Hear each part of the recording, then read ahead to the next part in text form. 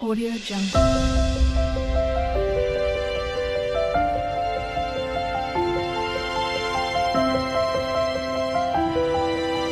Audio Jungle. Hi ನಮಸ್ತೆ, ಎಲ್ಲರೂ ಹೇಗಿದ್ದೀರಾ?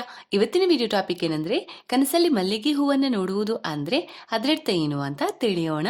ಕನಸಿನ ಅರ್ಥ ಮತ್ತು ವ್ಯಾಖ್ಯಾನದ ಪ್ರಕಾರ ಮಲ್ಲಿಗೆ ಹೂಗಳ ಬಗ್ಗೆ ಕನಸು ಅಂದ್ರೆ ಅದು ಉತ್ತಮ ಶಕುನವಾಗಿದೆ. ಕನಸು ಅಂದ್ರೆ ಮುಂದಿನ ದಿನಗಳಲ್ಲಿ ಶಾಂತಿ ಮತ್ತು ಸಮೃದ್ಧಿ ಇರುತ್ತೆ.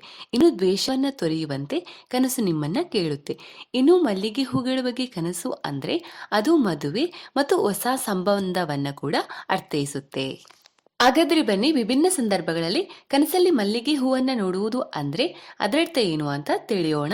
ಮೊದಲನೇದಾಗಿ, ಮಲ್ಲಿಗೆ ಹೂಗಳ ಬಗ್ಗೆ ಕನಸು ಮತ್ತು ನೀವು ಕನಸಲ್ಲಿ ನಿಮ್ಮನ್ನ ನೋಡುತ್ತೀರಾ ಅಂದ್ರೆ ಬಯಕೆ ನೆರವೇರಿಕೆಗೆ ಅಂದ್ರೆ ವಿಶೇಷವಾಗಿ ವಿರುದ್ಧ ಲಿಂಗಕ್ಕೆ ಸಂಬಂಧಿಸಿದೆ.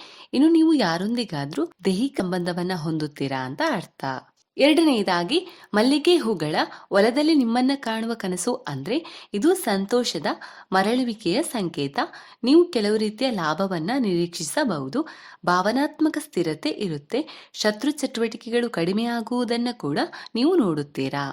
ಮೂರನೆಯದಾಗಿ, ಪುಡಿ ಮಾಡಿದ ಮಲ್ಲಿಗೆ ಹೂಗಳ ಬಗ್ಗೆ ಕನಸು ಕಾಣುವುದು ಅಂದ್ರೆ ನೀವು ಹಿಂಸಾತ್ಮಕವಾಗಿ ತಿರುಗಬಹುದು ಅಥವಾ ಮುಂದಿನ ದಿನಗಳಲ್ಲಿ ಕೆಲವು ಘಟನೆಗಳಿಂದ ನೀವು ಕೋಪಗೊಳ್ಳಬಹುದು ಅಂತ ಅರ್ಥ.